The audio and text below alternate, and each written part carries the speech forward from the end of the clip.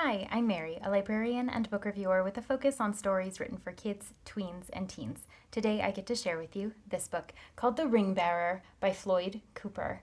Jackson is a little bit nervous. His mom is getting married today, and that is going to make Bill his new daddy and Sophie his new little sister. And Jackson is feeling nervous, not only about all of the changes that are coming, but also because he has the very important job of carrying the rings down the aisle. He's nervous about what happens if he trips and falls or drops the rings. And even though he is nervous, he bravely decides to do what he's been asked. Luckily, he has the support of his family behind him. And as he walks down the aisle, he starts to see that maybe the things that have been scaring him so much are not quite so scary, and he can really do what it takes to not only carry the rings down the aisle, but also to be a big brother, after all. This lovely story celebrates what happens when families come together and when siblings start to join together, especially if they've been only children up until that point.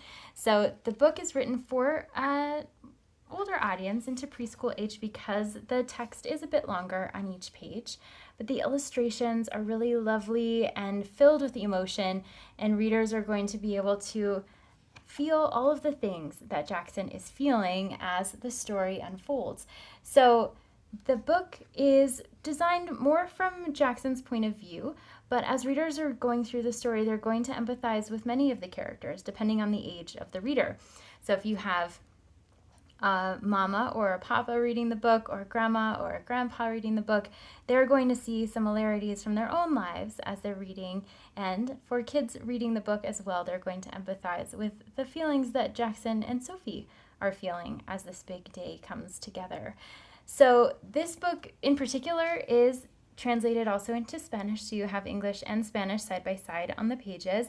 So depending on whether a family is reading in Spanish or English first, the illustrations go along with the words, no matter which language it's in. It's also just a really joyful celebration of beginning to trust oneself, especially when big changes are happening, and to see themselves through a lens of positivity and encouragement, even when it's a little bit more difficult to do so when nervousness is taking center stage. If this sounds like a great fit for you or for someone you know, I hope you look for it wherever you get your books.